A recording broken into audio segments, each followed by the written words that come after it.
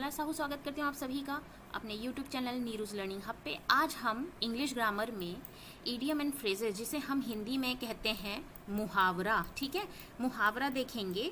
जो कि English grammar की अगर बात की जाए तो ईडियम एंड फ्रेजेस जो है बहुत इंपॉर्टेंट हो जाता है हर तरह के कॉम्पिटिटिव एग्जाम में, चाहे वो गवर्नमेंट कॉम्पिटिटिव एग्जाम हो, गवर्नमेंट एग्जाम हो, या फिर गवर्नमेंट एग्जाम के अलावा कोई भी अन्य एग्ज़ाम है, टीचिंग एग्ज़ाम है, जैसे कि गवर्नमेंट टीचिंग एग्ज़ाम है, KVS NVST SSSB एग्ज़ाम है, या फिर कोई non teaching exam, steno, CPO, SSC CGL, ये सभी में ईडियम एंड फ्रेजेस बहुत ही ज़्यादा मायने रखता है, इससे क्वेश्चन बनते ही बनते हैं। तो आज हम जो ईडियम एंड फ्रेजेस देखेंगे वो आपके हर एग्ज़ाम की तैयारी में आपको मदद करेगा, जहाँ पे इंग्लिश ग्रामर में ईडियम एंड फ्रेजेस पूछा जाता है। तो चलिए देखते हैं।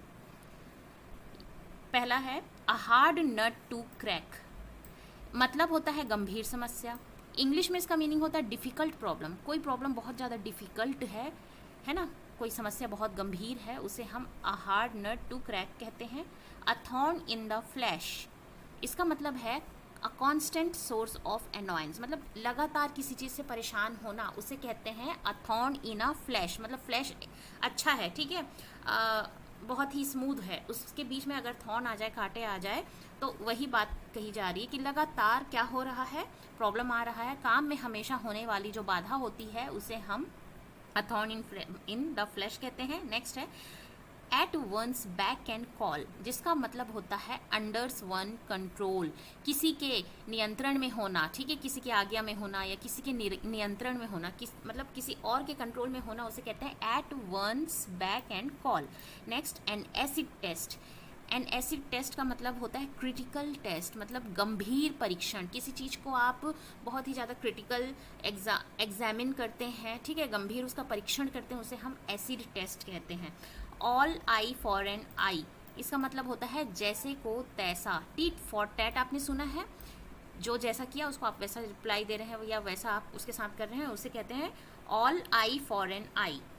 एट वंस मतलब तुरंत, एक ही समय में। At the same time, promptly, instant, एकदम तत्काल जिसे कहते हैं प्रॉम्प्टली, इंस्टेंट, उसे हम एट वंस कहते हैं।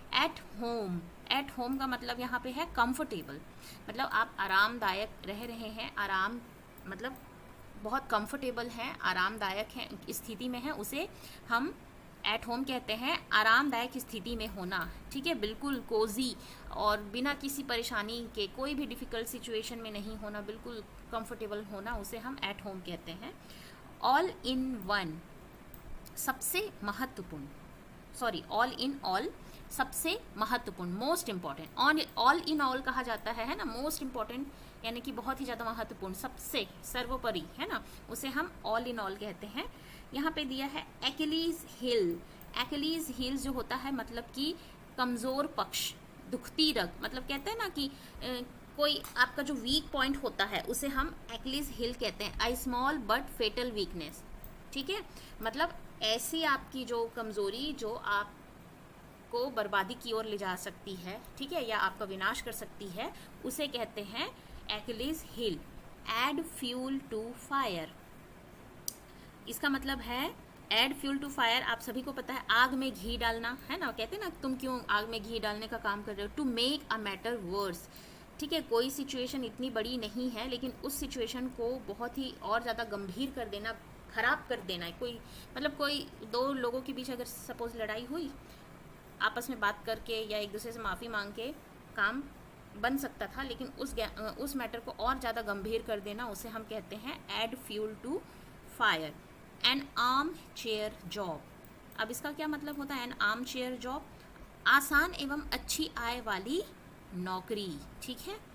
Good income job with high comfort, मतलब जिसमें कंफर्ट बहुत ज़्यादा है और इनकम भी ज़्यादा है। तो आर्म चेयर का क्या मतलब है, जैसे आप चेयर में, आप ये ध्यान मतलब याद रखेंगे, चेयर में आप एकदम मतलब हाथ को, आर्म को फैला के बैठे हैं इस तरह से, मतलब बिल्कुल एकदम अच्छी पोजीशन पे हैं, सैलरी भी अच्छी है, ठीक है, उसे कहा जाता है। एन एक्स टू ग्राइंड, स्वार्थ से भरा उद्देश्य, ठीक है, सेल्फिश मोटिव जिसे कहते हैं। Something done for selfish reason, कुछ स्वार्थ के लिए काम किया गया हुआ जो कार्य होता है ना, जिसके पीछे सेल्फिश मोटिव होता है, उसे हम एन एक्स टू ग्राइंड कहते हैं। एन आयरन विल, दृढ़ इच्छा शक्ति, विल पावर जिसे आप कहते हो दृढ़ इच्छा शक्ति है, ठीक है, तो उसे हम स्ट्रॉन्ग विल पावर भी कहते हैं, ठीक है। आयरन विल मतलब दृढ़ इच्छा शक्ति, strong will power. An old flame पुराना प्यार, ठीक है। A person one had romantic relationship with in the past, है ना, पास्ट में या भूतकाल में किसी के साथ बहुत ही मधुर संबंध होना, ठीक है, उसे कहते हैं एन ओल्ड फ्लेम। और लास्ट है आपका N old head on young shoulder, अपनी उम्र से ज़्यादा समझदार होना, है ना, जब आप बहुत ज़्यादा मैच्योर होते हैं अपने एज से ज़्यादा, उसे कहते हैं an old head on young shoulder. A child और young person who think or talk like an older and experience, मतलब कोई बच्चा या कोई यंग पर्सन जो अपनी उम्र से ज़्यादा ही मैच्योर बात करे, जैसे कि कोई बहुत एजेड व्यक्ति, ओल्डर एक्सपीरियंस वाला व्यक्ति बात कर रहा है, उस तरह उस लेवल की बात करे, उसे कहते हैं an old head on young shoulder. तो इस तरह से आज हमारा ये इडियम एंड फ्रेजेस कंप्लीट हुआ। मुझे लगा कि इडियम एंड फ्रेजेस भी इंपॉर्टेंट है आपके इंग्लिश ग्रामर पर्सपेक्टिव से। कोई भी एग्ज़ाम दें आप, चाहे गवर्नमेंट एग्ज़ाम दें, टीचिंग हो या नॉन टीचिंग हो एग्ज़ाम हो, उसमें हमेशा पूछा जाता है। तो अगर वीडियो अच्छी लगी हो तो लाइक शेयर सब्सक्राइब ज़रूर कीजिएगा। Thanks for watching, thank you.